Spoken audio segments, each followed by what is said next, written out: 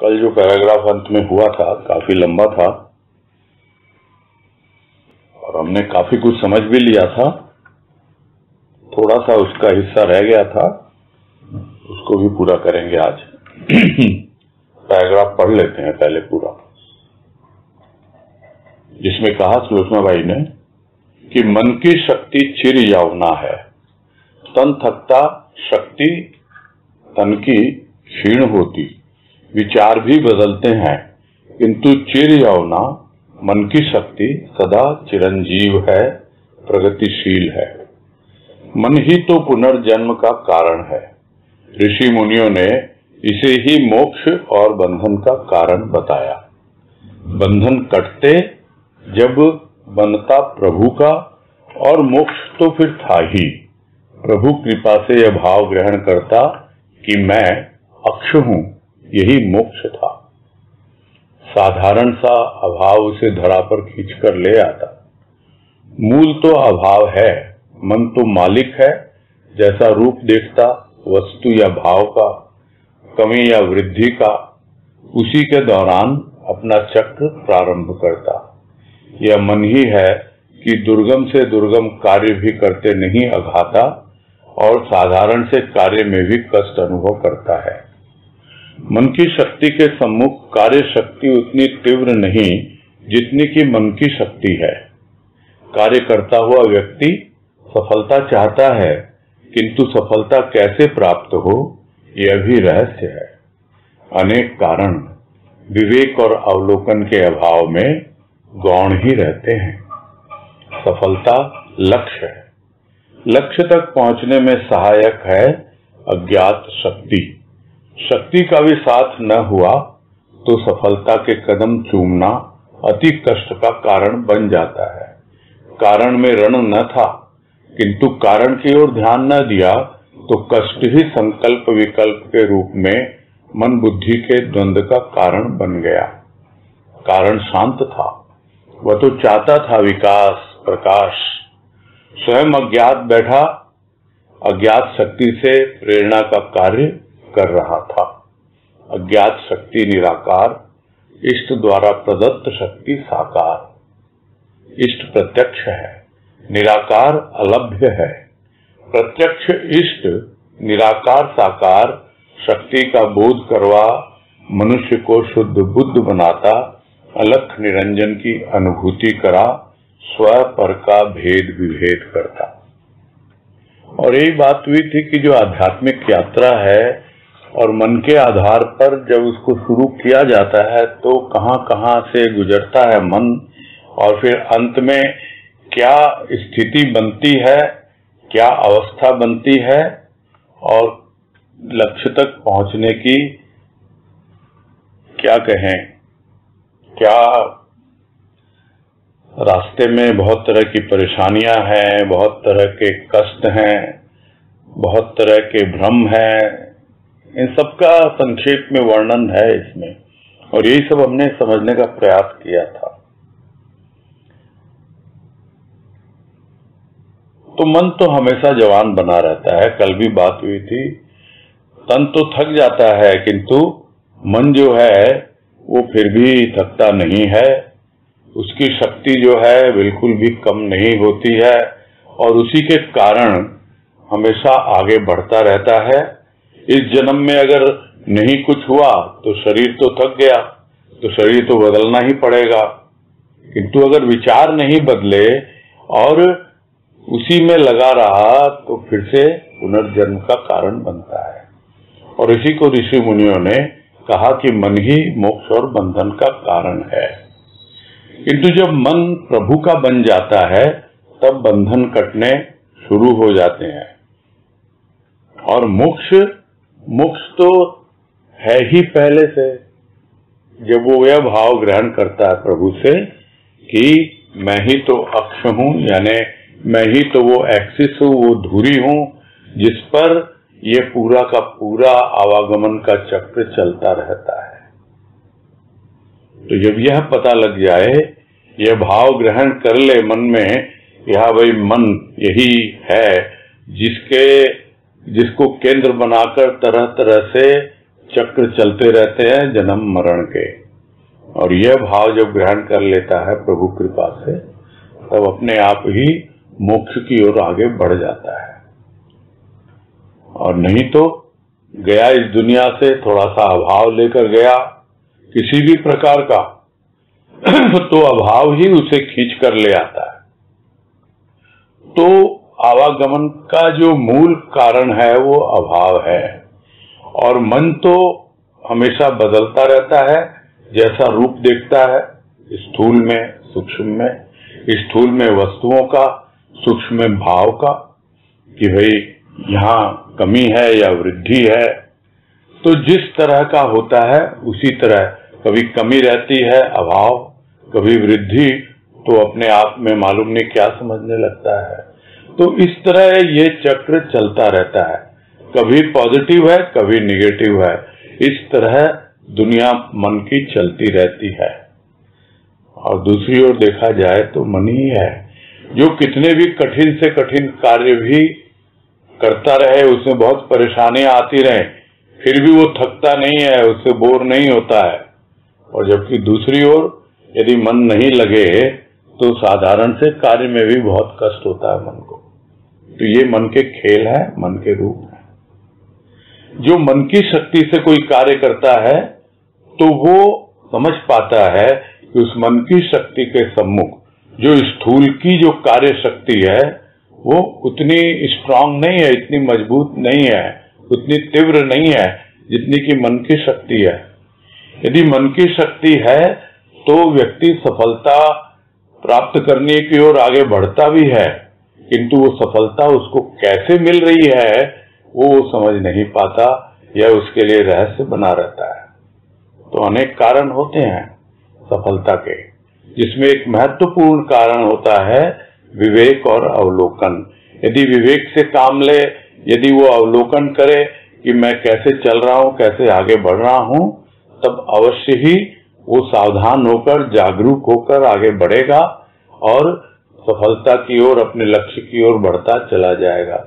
किंतु वो जो कारण है उस पर यदि ध्यान नहीं दिया कि उसको समझने की कोशिश करूं कि सफलता क्यों मिल रही है, कैसे मिल रही है, तो वो सब गौण ही रह जाते हैं। जब तक देखेगा नहीं, जब तक विवेक का व्यवहार नहीं करेगा, तब तक बढ़ नहीं पाएगा।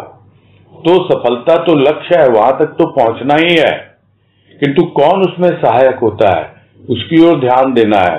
वो सहायक है वो अज्ञात शक्ति, जिसको वह अभी जानता नहीं है।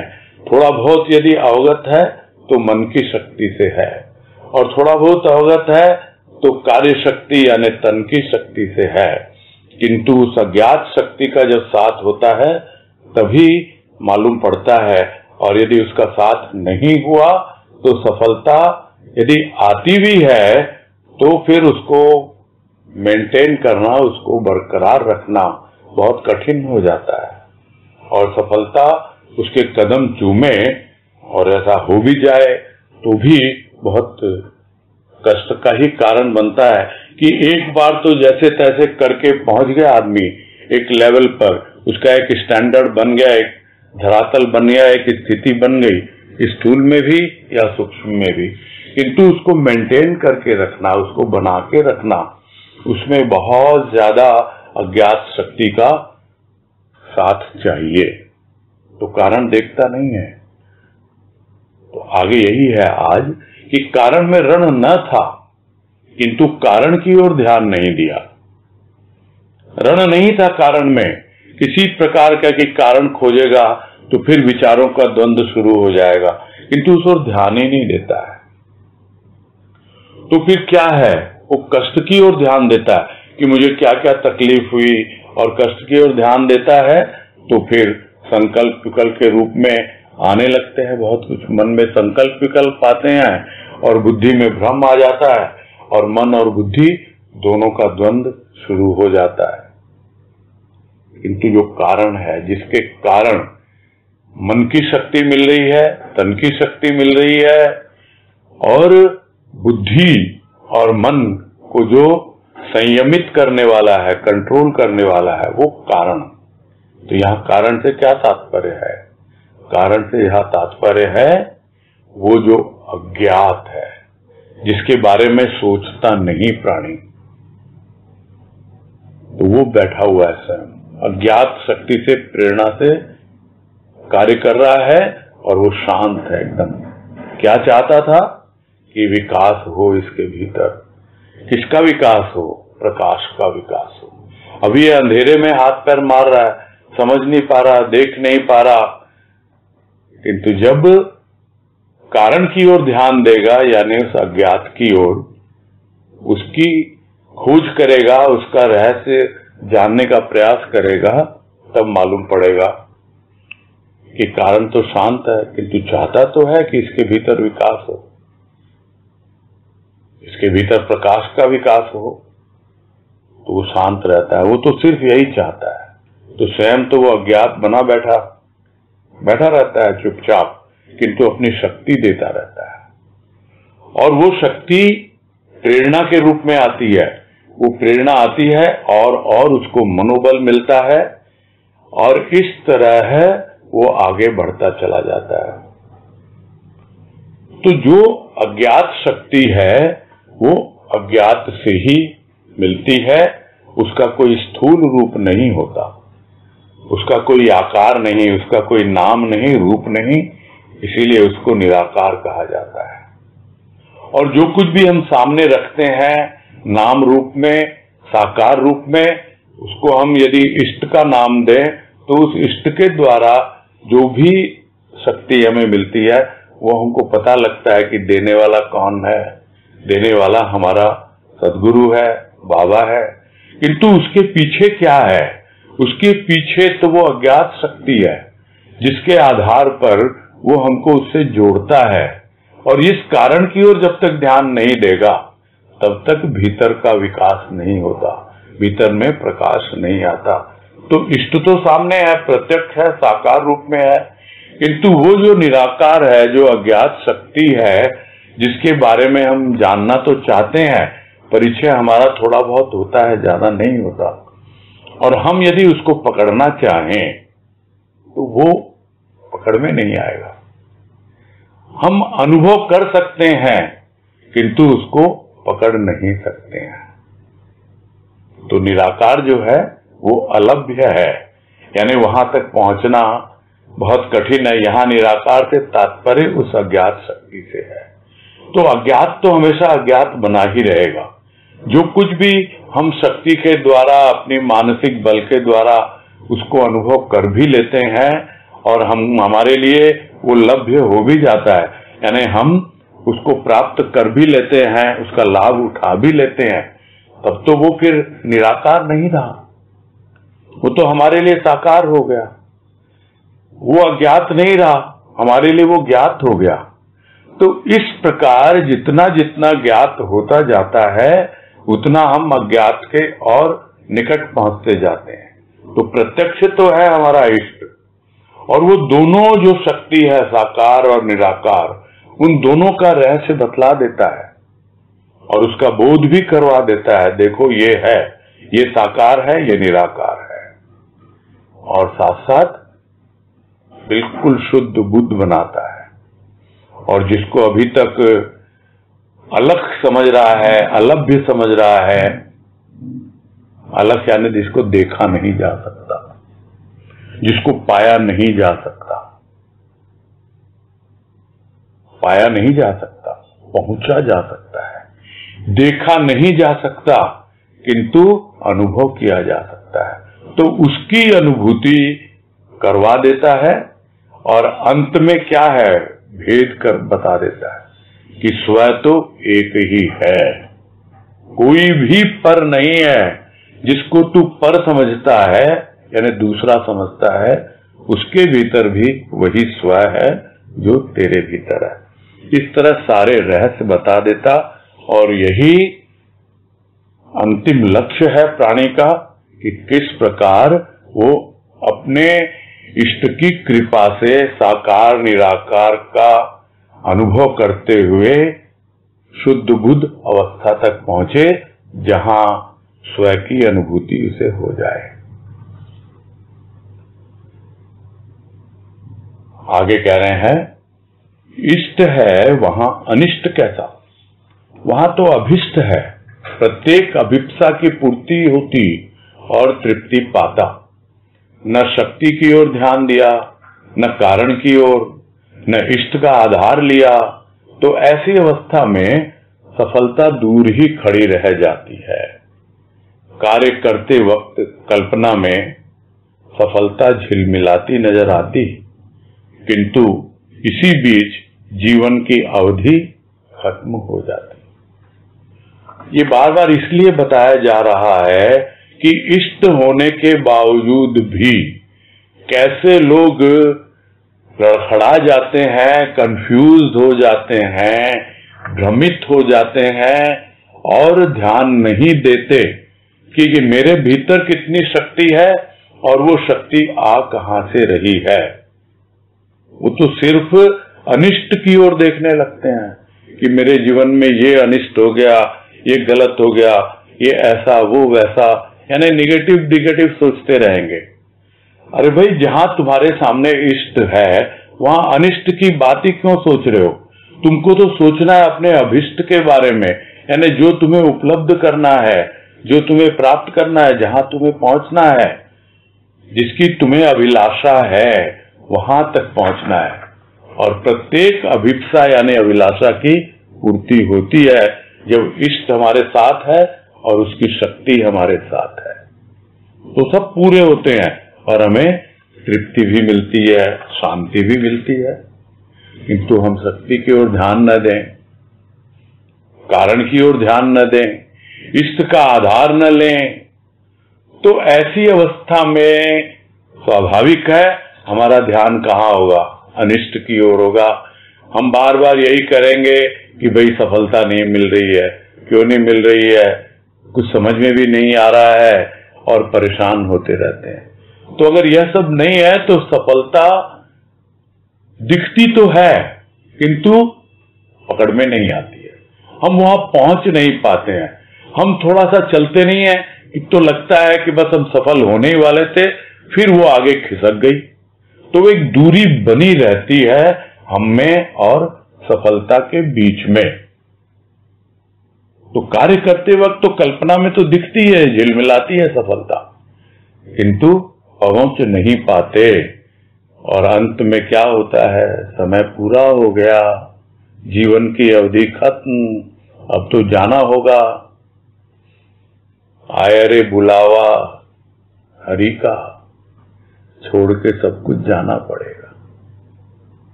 उसका बुलावा आ जाता है। समय दिया था उसने, वक्त दिया था, किंतु आप तो कल्पना में ही लगे रहे। इष्ट का साथ भी दिया था, किंतु आप अपने अभिष्ट की ओर न देखकर अनिष्ट को ही देखते रहोगे तो कहां से सफलता मिलेगी? जीवन की अवधि खत्म हो जाती है। फिर कह रहे हैं, कल्पना कल्पाती, यथार्थता सत्य से मिलाती। कल्पना प्रधान व्यक्ति स्वयं तो कल्पता ही है, कल्पना प्रधान व्यक्ति स्वयं तो कल्पता जाता ही है, अन्य जनों के लिए भी कल्पना ही छोड़ जाता है। कल्पना को सत्य समझने वाला सत्य से वंचित ही रह जाता है। सत्य बहुत दूर, कल्पना साधारण आवेग। कल्पना को भाव कहना भी ठीक नहीं। सत्य का अनुभव प्राप्त करने वाला कल्पता नहीं, कल्पाता अर्थात अन्य को फंसाता नहीं। उसका तो हृदय कमल सदा खिला रहता है सत्य प्रकाश पाकर, तथा अन्यों को भी यही संकेत देता। उसका खिलना अन्य व्यक्तियों के लिए आदर्श बन जाता। तो कल्पना कल्पाती है मतलब तड़पाती है, जबकि यथार्थता आगे बढ़ाती है। जितना आगे बढ़ते जाते हैं सत्य का अनुभव मिलता जाता है, वहां कोई कल्पना नहीं है, वहां यथार्थ है, वो अनुभव से मिलता है। तो एक कल्पना और एक अनुभव यथार्थ है। कल्पना में हमेशा कष्ट महसूस होगा, लेकिन जब लक्ष्य की ओर ध्यान होगा तो अनुभव भी मिलते हैं और हमारी जो भी अभिलाषाएं हैं वो अपने आप ही इष्ट की कृपा से पूरी होती चली जाती हैं। तो जो व्यक्ति कल्पनाओं में जीता है उसके लिए कल्पना ही प्रधान, तो खुद तो कल्पना करता ही रहता है और कष्ट भी पाता रहता है, कलपता ही रहता है, तड़पता ही रहता है, रोता ही रहता है। सारी जिंदगी अभाव का रोना रोता रहेगा और दूसरों के लिए भी वही संस्कार छोड़ के चला जाता है और वो भी कल्पना में ही जीने लगते हैं। और दूसरे क्या है, वो कल्पना को ही सत्य समझ लेते हैं कि अरे हमारे तो यही इसी तरह से तो जिया करते थे और यही बता के गए हैं। अरे कितनी उसमें कल्पना है, कितनी सत्यता है, क्या मालूम किसी को। अरे तुम अपनी खोज करो, अपनी मान्यताओं, अपनी रूढ़िवादिताओं के चक्कर में पड़े हुए हो, क्या मालूम वो कल्पना है या सत्य है। और जब कल्पना को सत्य समझ बैठोगे तो मानी बात है सत्य से वंचित ही रह जाओगे, क्योंकि सत्य बहुत दूर है। बंगला की एक कहावत याद आ गई, छोटी सी है कि एटा की हाथेर मुआ, जिसको हम कहेंगे ये क्या हाथ में आया हुआ ग्रास है क्या कि लिया और मुंह में डाल लिया। ऐसा नहीं है। कल्पना कल्पना है, सत्य दूर है, पहुंचना होगा वहां तक। थोड़ा सा आवेग आता है कल्पना का, उछलते हैं, कूदते हैं, लेकिन फिर हम शांत हो जाते हैं। थोड़ा सा भाव की उत्तेजना आती है और हम समझते हैं हम तो सत्य का अनुभव कर रहे हैं। तो कल्पना को भाव कहना भी ठीक नहीं है। इसकी पहचान क्या है कि भाई सत्य थोड़ा थोड़ा अनुभव में आ रहा है मेरे को। पहचान ये है कि वो कल्पता नहीं है, उसका ध्यान निगेटिविटी पे नहीं होता, अनिष्ट की बातें ही नहीं करता, वो तो अभिष्ट की बातें करता है, कहां पहुंचना उसको, कहां जाना है। तो कल्पना में जो जीता है उसकी अलग अवस्था, और जो सत्य का अनुभव करता है उसकी पहचान यही है कि वो कल्पता नहीं है और दूसरे को भी कल्पाता, यानी तरह तरह के उल्टे सीधे कष्ट कार्य जिसको बोलते हैं दे करके उसको फंसा लिया और फिर उसको झांसा दे रहा है, उल्टे सीधे कामों में उलझा रहा है। ये सब नहीं करता। जो सत्य का अनुभव है वो न तो खुद कल्पता है और न दूसरे को कल्पाता है। क्यों? क्योंकि उसका तो हृदय कमल सदा खिला हुआ है। कौन प्रकाश दे रहा है उसको? वो सत्य। वो सत्य जो संत के रूप में उसके जीवन में आया, वो सत्य का प्रकाश संत के द्वारा ही वहां तक पहुंचता है और अन्य को भी उसी का इशारा करता है, देखो वहां से प्रकाश आ रहा है, तुम भी उधर बढ़ो, तुम्हारा भी हृदय कमल खिलेगा, उसके सम्मुख हो, अभी तुम विमुख हो। तो जैसे ही सूर्य के सम्मुख होता है कमल तो अपने आप ही खिल उठता है, वैसे ही जब सत्य के सम्मुख होता है हमारा हृदय कमल अपने आप ही खिल उठता है। और देखते हैं लोग उसको, उनके लिए प्रेरणा का कारण बनता है और आदर्श भी बन जाता है। तो यह है उनका जीवन जो सत्य का अनुभव करते हैं और सत्य की प्राप्ति के लिए आगे बढ़ते रहते हैं। आगे कह रहे हैं, प्रसन्नता का सूचक भाव है। मन माना तो मिली प्रसन्नता, अब तो मन रूपी भंवरा भाव सौरभ पान करने लगा, मस्ती की घटा छाने लगी, हस्ती की अंधकार अर्थात अभिमान की पूर्ण रात्रि रजनी में बदलने लगी, सुप्रभात उदय होने की बेला आई।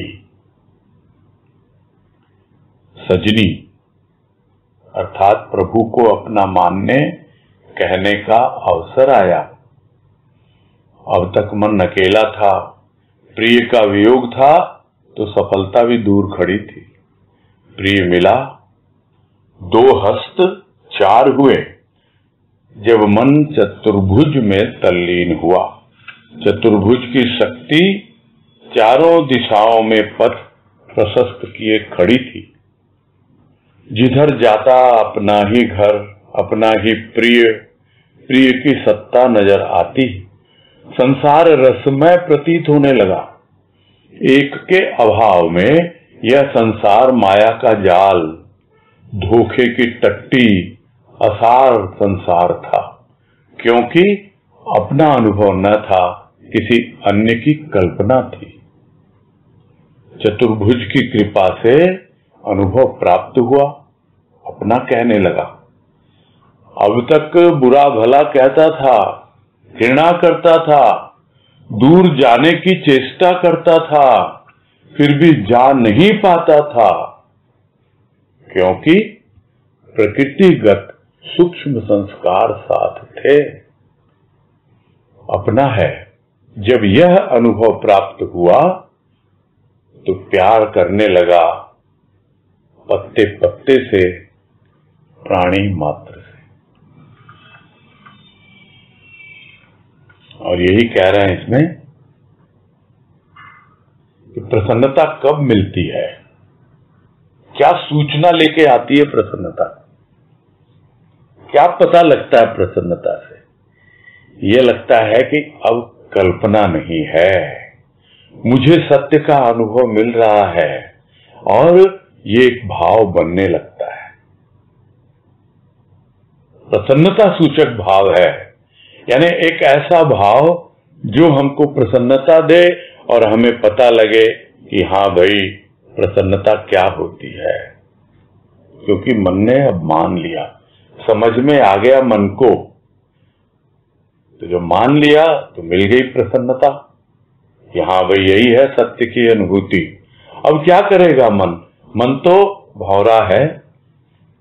इसके पहले तक मक्खी मन था, गंदगी पे भी बैठता था और मिठाई पर भी बैठता था। अब तो मन भौरा हो गया। वो तो भाव सौरभ का पान करने लगा, वो जो उसके चरण कमल उस पे मंडराने लगा, गुनगुनाने लगा। इतनी मस्ती छा गई उसको कि उसकी अपनी हस्ती का जो अंधकार था, अहंकार का, वो पता नहीं कहां विलीन हो गया। और जो अंधकार पूर्ण रात्रि थी वो किसमें बदलने लगी? वो अब पूर्णिमा के प्रकाश में। यहां जो पूर्ण रात्रि रजनी में बदलने लगी, इसका तात्पर्य यही है। चंद्रमा को कहा जाता है राकेश, और राका कहा जाता है उस रात को जो पूर्णिमा की रात होती है। तो पूर्णिमा की रात को पूर्ण प्रकाशित होता है चंद्रमा, और उसी दिन उसका नाम पड़ता है राकेश। तो यहां पूर्ण रात्रि रजनी में बदलने लगी, या यूं कहा जाए राका में बदलने लगी। अब आ गया उसके साथ उसका राकेश, उसका ईश। राका का ईश है राकेश। तो इस तरह अनुभव में आता है, जब अंधकार की रात्रि खत्म हो रही है और अब अंधकार दम नहीं घुटा रहा, वो अहंकार का अंधकार आ गया मन में। रात्रि है भले ही, किंतु पूर्ण चंद्र का प्रकाश है। अब तो सुप्रभात होने की बेला आ गई, अब तो सूर्योदय होने ही वाला है। अब तो एक ऐसा अवसर आ गया कि मैं सजनी और आया मेरा साजन। अब तक तो मन अकेला था, किंतु अब अकेला नहीं है।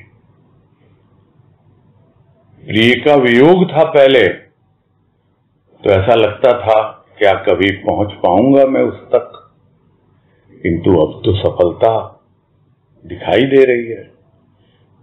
इसके पहले तक तो सफलता बहुत दूर दिखती थी, और दूर इसीलिए थी क्योंकि वो कल्पना में जी रहा था। अब वो यथार्थता में जी रहा है, अनुभव में जी रहा है, इसलिए सफलता दूर नहीं है। तो प्रिय का वियोग तभी तक था, तभी तक सफलता भी दूर थी, और अब तो प्रिय मिल गया ना। तो दो हाथ हमारे, दो हाथ उसके, तब मन में क्या आया? चतुर्भुज का भाव आ गया। चतुर्भुज यानी वो भगवान, और उस चतुर्भुज की शक्ति चतुर्दिक यानी चारों दिशाओं में बढ़ाती रहती है। हम जहां मर्जी चाहें, जिस दिशा में बढ़ें, हमेशा वो हमारा मार्गदर्शन करती है, दिखलाती है कि देखो इधर जाओ, और उधर जाओ तो पहले से ही तैयार बैठा है वो। तो जिधर जाए वहां अपना ही घर, अपना ही प्रिय, अपने ही प्रिय की सत्ता। और ये सुना करते थे राजमा से, कई बार सुना, अनुभव भी किया है उनकी कृपा से, कि हम कहीं जाते नहीं, उसके पहले उसकी कृपा पहुंच जाती है, पहले से ही वो सारी व्यवस्था कर लेता है। तो ये अनुभव में आ जाता है, किधर भी जाते वहां अपना ही घर है, अपना ही प्रिय है, उस प्रिय की सत्ता है। जहां जाओ, जहां देखूं, जिधर देखूं, खुदा की ही खुदाई है ना एक भजन की पंक्ति। यही है, संसार रसमय प्रतीत होने लगता है, और नहीं तो उस एक के अभाव में वो जो मेरा प्रिय, वो जो मेरा साजन, वो जब तक इस घर में नहीं आया, अब साजन घर आए अब कुछ न भाए, लेकिन उसके पहले तक उसका अभाव था। तो उसके अभाव में यह संसार क्या लगता था? लगता था ये तो माया जाल है, फंसा रहा है मुझे। कितना कितना धोखा मिला, धोखे की टट्टी कहते हैं लोग। इसका मतलब एक बहुत पतली टाट की बनी हुई होती है, जो बांस की तीलियों की बनी होती है, पतली पतली, उसको टट्टी कहा जाता है। तो वो उसके पीछे धोखा ही है, ठीक से दिखाई तो देता नहीं, जिसको हम कहते हैं हल्की हल्की दिखती है और वो धोखा खा जाता है। उसी तरह माया का जाल है जो फंसा लेता है। उसी तरह सुनता था कि कोई सार ही नहीं है संसार में, असार है ये।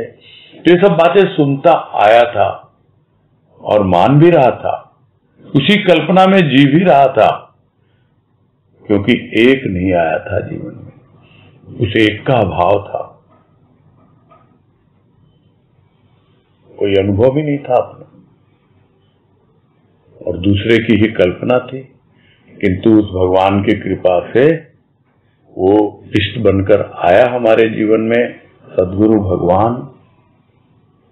भले ही उसने चार भुजाएं धारण न कर रखी हों, किंतु चारों दिशाओं में भक्त अनुभव करते हैं उसी की कृपा को, और सभी अनुभव प्राप्त करते हैं, और जिसको भी अनुभव मिला वो उसको अपना चुका है और अपना कहने लगा। तो उसके पहले तक क्या था? बोला भला बुरा कहता था लोगों को, इसको ब्लेम करता था, उसको कोसता था, उसके ऊपर दोषारोपण करता था, यही सब जीवन था उसका। इतना ही नहीं, घृणा भी करता था, लोगों से दूर भागने की कोशिश भी करता था, किंतु क्या करे, रहना वही है, यही सब है। कोई उपाय नहीं, कहीं नहीं जा सकता था। वे लोग अपने मित्र बदल सकते हैं, रिश्तेदार तो नहीं बदल सकते, कहां भाग के जाएंगे? तो जा नहीं पाता था। और उसका कारण क्या था? उसकी प्रकृति ही ऐसी थी, उसके संस्कार ही ऐसे थे, उपाय नहीं था उसके पास। तो यह सब फिर से रिकॉल करता, वो देखता है कि क्या तो मेरी अवस्था थी और अब मेरी क्या अवस्था है। अब तो संसार असार नहीं लगता, अब तो संसार रसमय प्रतीत होता है। अब तो ऐसा नहीं लगता कि घृणा करूं मैं किससे, सब अपने प्यारे लगते हैं। क्यों? क्योंकि वो प्यारा मेरे जीवन में आ गया, उसने अपने आप से प्यार करना सिखाया। तो जब खुद से प्यार होने लगा तो पूरी सृष्टि से प्यार होने लगा, प्राणी मात्र से, पत्ते पत्ते से। तो जब अपना यह अनुभव देता है वो, तब सारे संस्कार धुल जाते हैं, मिट जाते हैं। एकमात्र उसका प्यार, उसका भाव यही रह जाता है। आगे है, मन में दुराव का भाव भी बहुत बुरा होता है। एक क्षण के लिए भी चैन से रहने नहीं देता मन को। छोटा सा मन, परेशान बड़े बड़े बड़े हैं पुरुषार्थ से, अभिमान में बड़े, अर्थात सत्य का आधार लेते, बड़े को मानकर चलते तो स्वयं बड़े कहलाने के इच्छुक न होते। बड़े को सम्मुख रखते, मनसा वाचा कर्मणा में यह छोटा सा मन नम जाता। परेशान न होते, शान होती मन की। बड़े की शक्ति अगोचर, छोटे की शक्ति सीमित। वह बड़ा ही उनके लिए सब कुछ होता। तो मन में दुराव का भाव भी बहुत बुरा होता है। दुराव, छिपाव, ये सब क्या है? ये सब छल कपट के रूप है। ये तो छोटा है, ये बड़ा है, अलग अलग ढंग से व्यवहार करेंगे, ये दुराव है। दो तरह का भाव रखना, छोटे बड़े का, और किसी के साथ कुछ, किसी के साथ कुछ, जिसको हम साधारण भाषा में कहते हैं चेहरा देख के टीका निकालना। ये है दुराव, बहुत बुरा होता है ये। अरे भाई, जैसे आप हैं, जैसे आप भीतर हैं, जो आपके मन में है वही आपकी वाणी में होना चाहिए, वही आपके कर्म में होना चाहिए। यदि आपके भीतर दुराव है और चेहरा देख के टीका निकालते हैं तो फिर एक क्षण भी चैन से नहीं रह पाएंगे आप। वो मन शांत रह ही नहीं सकता है। बड़ा छोटा सा है मन, किंतु इस छोटे से मन ने न जाने कितने बड़े बड़ों को परेशान कर रखा है। कि जो बड़े बड़े अपने आप को समझते हैं ना, वो अपने अभिमान में समझते हैं और समझते हैं हम तो बहुत कुछ कर रहे हैं, हमने इतना पुरुषार्थ किया है, हमने इतनी तपस्या की है, हमने इतना साधना की है, पता नहीं क्या क्या सोचते हैं और अपने आप को बड़ा मान बैठे हैं। वो अपने अभिमान में है। तो कहा है ना किसी ने कि बड़े बड़ाई ना करें, बड़े न बोले बोल। किंतु ये बड़े तो ऐसे हैं कि बहुत बड़बड़ाते हैं, बहुत बोलते हैं। ये तो उस बड़े को नहीं समझते जो सबसे बड़ा है। वो कौन? वो है सत्य। उस सत्य का आधार नहीं लेते, और यदि लेते, उस बड़े को मानकर चलते, तो फिर इस बात के लिए कभी बेचैन न होते कि भी लोग मुझे बढ़ाते हैं। अपनी बड़ाई जो करता है वो बड़ा है ही नहीं, वो बड़ा कहलाने के योग्य भी नहीं है। किंतु जो बड़े को मान के चलता है वो अपनी बड़ाई भीतर में समझता है कि मेरे साथ मेरा बड़ा है, महान है। लोग मुझे बड़ा कहें या न कहें, अलग बात है। तो यदि वे बड़े को सम्मुख रखते, तब उनको पता लगता कि उनका मनसा वाचा कर्मणा, यानी मन में, वाणी में और कर्म में सब कुछ एक जैसा हो। तो अपने आप ही ये जो छोटा सा मन है, जिसको बहुत छोटा समझा है, किंतु छोटा नहीं है, ये बड़ों बड़ों को नचा देता है। किंतु जब वो बड़ा आ जाता है जो सबसे महान है, तो उसके सामने जब ये नम जाता है, तब परेशानी नहीं है। तो जो अपने आप को बड़ा कहते हैं, उनका छोटा सा मन भी यदि नम जाता ना, तो वो परेशान नहीं होते। वो मन, उसके अंदर वो बड़ा आ जाता। तब वो अपने मन की शान समझते और यह समझते कि देखो वो मेरा मन जो मुझे चैन से नहीं रहने दे रहा था, आज मैं कितने चैन से हूं, कितने आराम से और कितना रिलैक्स होके जीवन बिता रहा हूं। तो यह जो बड़ा है, जो महान है, उसकी शक्ति कोई देख नहीं पाता है, असीमित है, अगोचर है। अगोचर यानी गो इंद्रियों की जद में आने वाली नहीं है, यानी कोई आंख से देख पाए, उसको कान से सुन पाए, कुछ नहीं। ये बिल्कुल अतीन्द्रिय है, इंद्रियातीत है उसकी शक्ति। वो है बड़े की शक्ति, और छोटे की शक्ति वो तो बहुत सीमित है। तो समझ में आना चाहिए कौन छोटा है और कौन बड़ा है। तो जिस दिन जो अपने आप को इतना बड़ा मान रहे हैं, उस दिन वो बड़ा यानी सत्य उनके जीवन में आ जाए तो वो बड़ा ही उनके लिए सब कुछ हो जाए, और हो जाता है। ये सबका अनुभव है।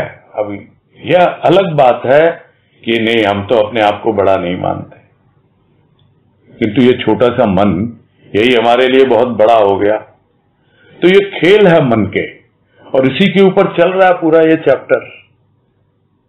किंतु मन में यदि हमारे दुराव है और डबल स्टैंडर्ड जिसको हम कहते हैं, और छल कपट की भावना है भीतर कुछ दिखाएंगे कुछ, हमारा मन, वाणी और कर्म सब अलग अलग, तो फिर कहीं भी चैन नहीं मिलने वाला, कहीं भी शांति नहीं। आगे कह रहे हैं, मन के विषय में क्या लिखा जाए। अनेक लिखते लिखते थक गए, चले गए, फिर भी मन की गाथा नवीन ही है। कहानी अधूरी ही नजर आती, क्योंकि प्रथम ही कहा जा चुका है मन की शक्ति अनंत है, और इस अनंत शक्ति के कारण ही इसका अंत नहीं हो पाता। होता है अंत जब अनंत में समाहित होता। अब इसके अर्थात मन के खेल उसके अर्थात प्रभु के बन गए। कहानी में नया आकर्षण आया, युग बदले, मत बदले, ऋतुएं बदली, प्रकृति बदली, मन बदला। किसी आकर्षक वाणी ने खींच लिया मन को। अपना पाला कुत्ता अपने ही वश में होता है, अन्य को तो काट खाता है। अपना अंश अर्थात मन जब अपने अर्थात प्रभु में मिला तो सृष्टि बदली, सुख दुख का अंत हुआ। यही कह रहे हैं, लिखते लिखते थक गए। अब कितने आए कितने गए मन के बारे में, और क्या लिखा जाए। इसकी कहानी कितना ही लिख दो फिर भी नई बनी रहती है। सोचते हैं पूरी हो गई कहानी। इसीलिए सब कुछ होने के बाद सभी ऋषि मुनियों ने, संत महापुरुषों ने यही कहा, नेति नेति कर शीश झुकावे, कि नहीं भाई अभी भी अधूरी है ये कहानी। अधूरी इसलिए है कि पूरी तो तभी होगी जब पूर्ण में समाएगा। तो कितना बता दो, लिख के पूरा नहीं कर सकते, अनुभव से पूरा होता है। क्योंकि मन की शक्ति है अनंत, और जब तक यह अनंत में नहीं समा जाएगा तब तक वो बार बार आएगा और बार बार जाएगा। इसी कारण इस मन का अंत नहीं होता। मन कभी मरता नहीं है, मन को मारा नहीं जा सकता, मन को पूरी तरह लीन किया जा सकता है। उसका अंत एकमात्र उस अनंत में होता है जो असीम है, जो सबसे बड़ा यानी महान सत्य है। तो उसका अंत तो तभी होता है जब वो अनंत में मिल जाता है। जब वो मिल जाता है तब देखें उसके खेल क्या है, क्योंकि उसके खेल नहीं है। अब मन अपना रहा ही नहीं। अब तो खेल जो भी हो रहे हैं वो मन के नहीं है, वो तो प्रभु के खेल है। अब तो कहानी में एक ट्विस्ट आ गया। जीवन बदल गया। अरे एक ऐसा आकर्षण आ गया कि भले कितने युग जाएं, कितने आए, कितने मत बदलते हैं, लोग बदलते हैं, ऋतुएं बदलती हैं, प्रकृति बदलते हैं और मन भी बदल जाता है। क्योंकि अब क्या हुआ, कब कहां कहां घूम घूम के आए हैं हम। अब तो एक नया आकर्षण आ गया है, उसके पहले तक कितना चक्कर काट चुके हैं। लेकिन जब मन बदल गया, किसी की आकर्षण वाणी ने जब मन को खींच लिया, तब बदला है। तो अब किसके वश में है ये मन? अब तो अपने वश में नहीं है। इसको पालने वाला तो वही पालक है, उसी के वश में है। और अपना अंश है भी नहीं अब ये। अब तो ये प्रभु में मिल गया, क्योंकि उसको पता लग गया कि अंश में ही वंश है। और अपना वंशज, मैं किसका वंशज? मैं अपने प्रभु का वंशज। तो मन को उसी में मिला दिया, तब जाकर के पूरी सृष्टि बदली। क्योंकि अब दृष्टि ही अलग हो गई। अब सुख दुख की बात ही नहीं है, अब तो आनंद ही आनंद है। तो जब सुख दुख का अंत होता है, तभी मालूम पड़ता है कि सुख दुख से ऊपर उठेंगे तभी आनंद आता है। और वही आनंद की सृष्टि है। आगे कह रहे हैं, यह इस लेख का अंतिम पैराग्राफ है कि आनंदी व्यक्ति आनंद का पथ दर्शाने आते हैं। मन की स्वीकृति विकृति का लय कर आनंद सागर की तरंग बन आह्लादित होता रहता है। ऊपर निर्मल जल, नीचे कीचड़ फैलाने वाली मिट्टी। निर्मल भाव तरंगवत उठता है हृदय में, और निरर्थक विचार कीचड़ की तरह सदा क्लेश का कारण बने रहते हैं। मन की स्वीकृति कीचड़ स्वरूप मिट्टी को शांत कर अगाध भाव का आह्वान कर हृदय को आनंद समुद्र बना पाता है इष्ट के आधार पर। तो यह जो आनंदी व्यक्ति, यानी जो आनंद का रूप, आनंद घन सद्गुरु, वो आए हैं आनंद पथ दिखलाने के लिए हमें। तो स्वीकृति हो आपकी, तो मन माने ना। हम तो उनसे बोलते हैं, आपके सामने अर्जी लगाई है, आपकी मर्जी है, आप स्वीकार करो। वो कहते हैं मैं तो स्वीकार करने को तैयार हूं, तुम्हारा मन इसको स्वीकार कर रहा है क्या? तो मन की स्वीकृति बहुत जरूरी है। और जिस दिन मन स्वीकार कर लेगा, तो अपने आप ही सारे विकार जो हैं वो कहां के कहां चले जाते हैं। तो विकृति का लय हो जाता है। कैसे? मन की स्वीकृति से। और जो पूरा का पूरा अंतःकरण है वो आनंद सागर का रूप ले लेता है, और उसमें तरंगे उठती हैं जैसे आनंद सागर में उठती हैं, और आह्लादित होता रहता है वो आनंद में। यह जीवन बन जाता है जब मन स्वीकार कर लेता है और उससे सारी विकृति दूर हो जाती है। नहीं तो ऊपर क्या था, उसके पहले क्या था? ऊपर ऊपर दिखता था जल निर्मल है, किंतु नीचे तो गंदगी थी, विकार तो थे नीचे दबे हुए, कीचड़ फैलाने वाले। और जैसे ही थोड़ी तरंग उठती तो फिर वो नीचे से वो निरर्थक विचार विकार वो सब भी ऊपर उठ के आने लगते। तो निर्मल भाव तो उठता था ऊपर तरंगवत, लेकिन था कितना, क्या तरंगे उठेगी, अभी तो नीचे है कीचड़। यानी यह एक तालाब का रूप है और वो सागर का रूप है।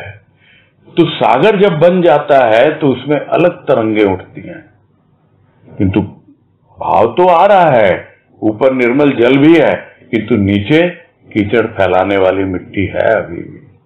तो निर्मल भाव ऊपर उठता है तरंगवत, किंतु निरर्थक विचार आते रहते हैं और वो क्लेश देते रहते हैं, क्लेश का कारण बने रहते हैं, परेशान करते हैं। किंतु जैसे ही मन पूरी तरह स्वीकार कर लेता है तो उसका रूपांतर हो जाता है। तो उसकी जो भी कीचड़ रूप में जो मिट्टी है, जो उसके जितने भी विकार हैं, वो सब पूरी तरह लय हो जाते हैं, यानी विकृति लय हो गई और इतना गहराई आ जाती है उसमें, यानी वही मन जो एक तालाब था छोटा सा, वो अब अगाध भाव को पाता है। अगाध यानी इतना गहरा, इतना व्यापक, उसको पाकर के उसका आह्वान करता है और वो हृदय आनंद सागर बन जाता है। यानी वो जो छोटा सा तालाब था, प्रभु कृपा से वो आनंद सागर बन गया। कैसे? जब इष्ट का आधार लिया। तो इष्ट का आधार और अपने अभिष्ट की ओर गमन, अनिष्ट की कोई भावना भीतर नहीं, हर समय स्वीकृति ही स्वीकृति, तो अपने आप ही विकृति का लय होने लगता है। और जो एक पहले तो नाली का कोई जल होगा, उसके बाद बना एक गड्ढा, उसका जल, फिर बना एक तालाब का जल, फिर बना एक नदी का जल, और अब उस जल का रूप क्या? उस जल का रूप है अब सागर। सागर भी ऐसा वैसा नहीं, आनंद सागर। तो यह एक रूपांतर होता है जब यह मन पूरी तरह से समा जाता है अपने प्रभु में। तो जो भी खेल उसके बाद होते हैं वो प्रभु ही खेलता है, वही खिलाता है, वही जीवन को आगे बढ़ाता है, तालाब से समुद्र का रूप दे देता है। बस यही पूरा करते हैं और इसके साथ यह लेख भी संपूर्ण होता है। इसका शीर्षक मन।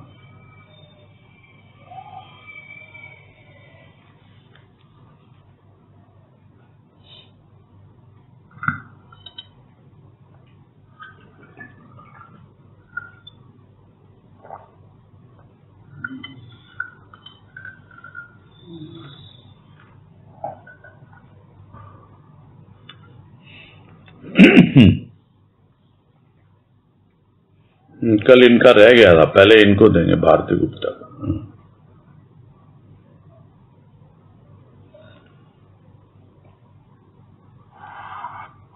हरिओम। हाँ हरिओम, बोलिए। जैसे परसों सुना था, तब सुना था कि जो ये मन में धूल जम जाती है विचारों, सुख दुख के विचार पट वृक्ष की तरह जम जाते हैं संस्कार, तो उसके लिए जैसे कहा कि साधना करो मन से निकालने के लिए, तो कौन सी साधना करें, कैसे साधना करें? नहीं, यहाँ तो साधना की कोई बात नहीं थी। अब वो आप अगर उसके संदर्भ में बोल रहे हैं तो सामने पेज होना चाहिए, वो आपके सामने भी और मेरे सामने भी। हाँ, और नहीं तो हाँ परसों सुना था मैंने। नहीं, वो देखो अब ऐसे तो याद नहीं रहता है, जो बातें बोल दी जाती हैं। नहीं, मैं उसके लिए क्षमा चाहूंगा। वो अगर सामने उपस्थित है आपके तो आप मुझे बताएं, मैं भी वो पेज निकाल के वो देख सकता हूँ। अगर नहीं है तो मेरे पास तो मैं, आप जो पूछना चाह रहे हैं यहाँ पे मन जो है ना, साधने की बात नहीं हो रही है। शुरू से एक ही बात हो रही है कि मन को रमा दो अपने प्रभु के चरणों में, उसके भावों में, ये बात हो रही है। नहीं तो मन तो बहुत चंचल है, भागता रहता है इधर उधर, रुक कंट्रोल में आने वाला नहीं है। अनेक अनेक जन्मों तक लोगों ने साधना की है, उसके बाद भी मन अपने खेल दिखाता है। तो साधना की बात तो मेरे ख्याल से नहीं आई है। जन्म जन्म के संस्कार जो गड़े बड़े हुए हैं, जो माने हमें तो संस्कार आड़े आ जाते हैं, कैसे ये जमे हुए संस्कार कैसे हटे? वो तो उसके हाथ में है, उसको वो वही करेगा, आप सौंप दो उसको। आप अपने प्रभु को सौंपो, करना नहीं है कुछ भी काम, छोड़ दे तू अपना नाम, धर ले गुरु चरण का ध्यान, जाग जाग मन तू जाग। ये बीवी जी के भजन की लाइनें हैं। छोड़ दो उस पे सारा, समस्या वही है ना, छोड़ नहीं पाते हैं।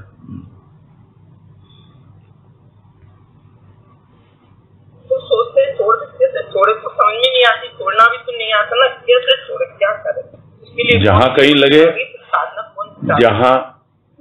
जहां कहीं लगे पकड़ा हुआ है, ये छोड़ना ही सबसे बड़ी साधना है। जहां कहीं मन अटका हुआ है, आपसे नहीं छूट रहा, आप उसको बोलो कि प्रभु मेरे से नहीं छूट रहा है, निकल नहीं रहा है, बहुत फंसा हुआ है यहाँ पर, ये संस्कार मुझे जकड़े हुए, मुझे ऐसा लगता है, आप संभालो इसको। जरूर मुझे तो मेरा अपना अनुभव मैं कह सकता हूं, न जाने कितने बार ऐसा होता है कि हमारे कंट्रोल में नहीं आता मन, बहुत बार होता है, लेकिन जब उसके छोड़ देते हैं तब अपने आप चीजें समझ में आ जाती। जैसे सुना कि सब तरह से हार जाता है प्राणी और सदगुरु शरण में आते, लेकिन शरण में आते हुए लेकिन कैसे किन करके जब दूर हो गए संसार की तरफ से, सब तरफ किस तरह तुम्हें सौंपे हम सदगुरु को, सौंपना भी मुझे तो नहीं आता, अंदर से यही नहीं आता, यही बोलो ना उसको, आप तो उसको यही बोलो मुझे कुछ नहीं आता, मैं तो आपके सामने सब कुछ एकदम नतमस्तक होके खाली हो जाना चाहती हूँ, आप ले लो बस, पूरा मुझे खाली कर दो, तब जाके एक नया जीवन मिलेगा आपको, है ना। नहीं तो चलती रहती है ये कहानी। मेरे को भजन की पंक्ति याद आ रही है, बहुत करी थी मन कही, नहीं सुनी तेरी कही, बहुत करी थी मन कही, नहीं सुनी तेरी कही, भटक भटक के घूम फिर के बात आ गई यही, तेरी जो हो रजा, तेरी जो हो रजा, हमें वो ही मंजूर है, मेरा सर जो झुक गया विदा हुआ गुरूर है। तो सर इस तरह से झुकना चाहिए कि आपको कुछ करना ही नहीं पड़े, झुक गया तो झुक गया, झुका दिया है सर को, उठाना नहीं आता मुझे, तो तुम संभालो प्रभु इसको, बस सीधा साधा यही भाव है। ठीक है, हरिओम। हाँ सुनीता जालान।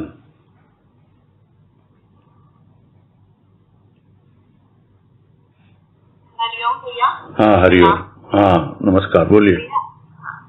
ये बात समझनी थी कि जैसे एक कल्पना है, एक अनुभव है, तो कल्पना भी कुछ, कल्पना तो कैसे भी आ जाती है, कहीं से भी आ जाती है, लेकिन अनुभव तो हमारी जैसे जैसे समझ खुलेगी वैसे वैसे ही अनुभव होंगे ना हमको। अनुभव होते हैं किंतु हम उस पर गौर नहीं करते हैं,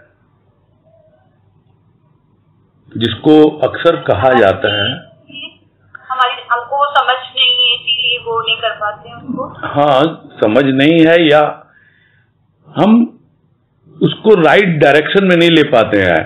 देखो क्या है, सत्संग का महत्व क्यों है, इसीलिए है कि जिनको वैसे अनुभव मिले हुए हैं सदगुरु की कृपा से, उनसे हमको गाइडेंस मिलती है। गुरुदेव जो पथ प्रदर्शन करते हैं, सूक्ष्म में तो करते ही करते हैं, अपने आप डायरेक्ट कनेक्शन उनसे होता है तब, किंतु उसके पहले किसी न किसी वाया मीडिया से, किसी के माध्यम से जब हम अपनी समस्या रखते हैं तो वो अपने अनुभव के आधार पर हमें आगे गाइड करते हैं, बताते हैं भाई हमें तो ऐसा लगा था, ऐसे है। देखो कल्पना होती है, ऐसा नहीं है नहीं होती है, लेकिन उस कल्पना में कुछ न कुछ तो सत्यांश होता है। मन किसकी कल्पना करेगा, या तो कुछ सुना हुआ है या कुछ देखा हुआ है, तभी उसी की तो कल्पना करेगा।